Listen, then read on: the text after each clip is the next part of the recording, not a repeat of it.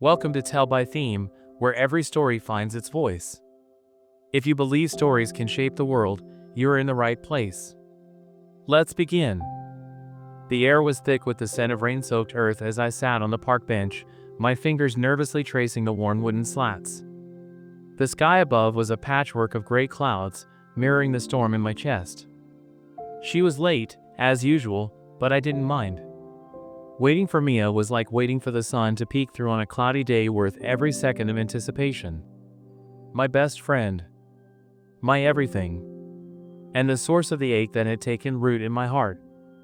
Mia and I had been inseparable since high school, our friendship forged in late-night study sessions, shared secrets, and laughter that could make even the worst days feel lighter.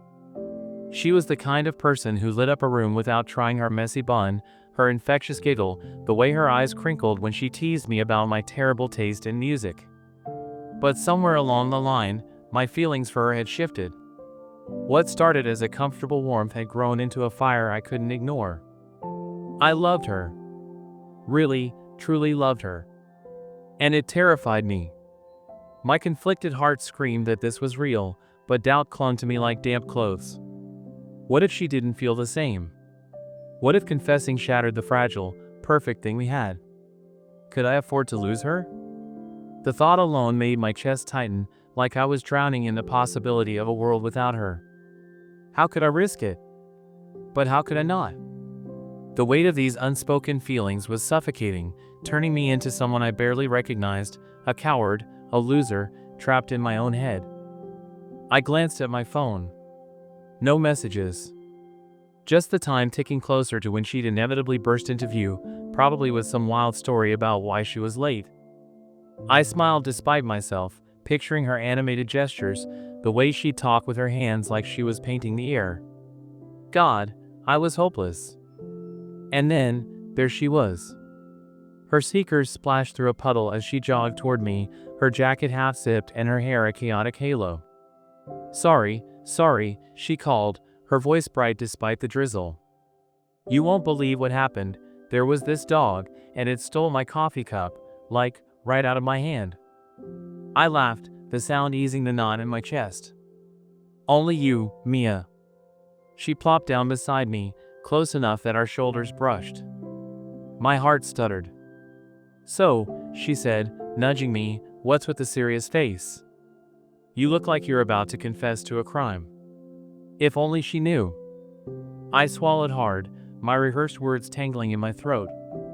I'd planned this moment 100 times, scripted every syllable, but now, with her sitting there, her warmth radiating against me, I was paralyzed. I just wanted to talk, I managed, my voice quieter than I meant it to be. Her brow furrowed, but her eyes were soft, searching. Okay, spill.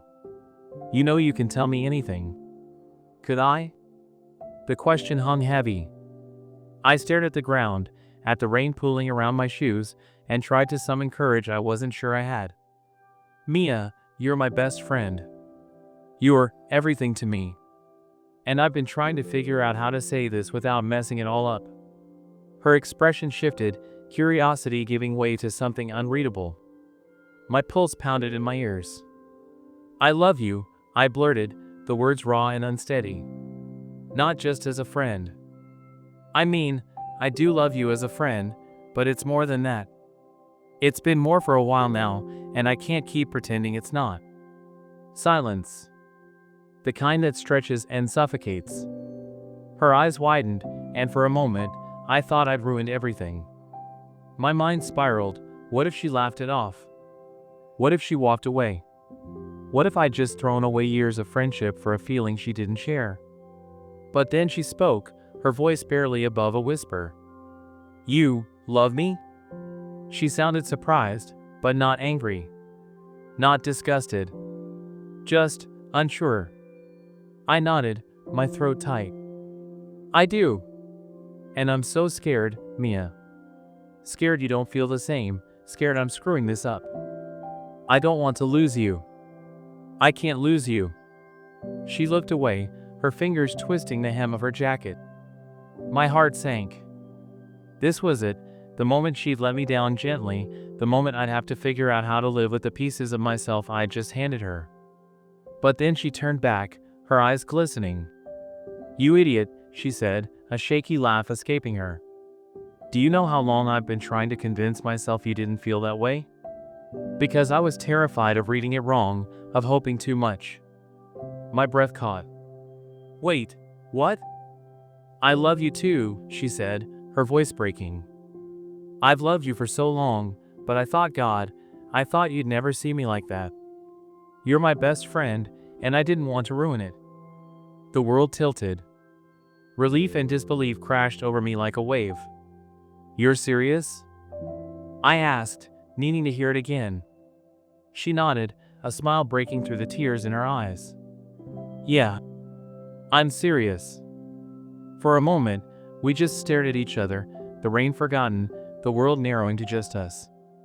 Then she reached for my hand, her fingers cold but steady, and I felt like I could breathe for the first time in months. "So, what now?" she asked, her voice light but trembling with possibility. "I don't know," I admitted, laughing. "But I want to figure it out. With you." She squeezed my hand, and the storm in my chest finally calmed. It wasn't perfect. It wasn't certain. But it was us, and that was enough. Every story ends, but the next one's just a click away. Like, share, and subscribe to stay part of the journey, only on Tell by Theme.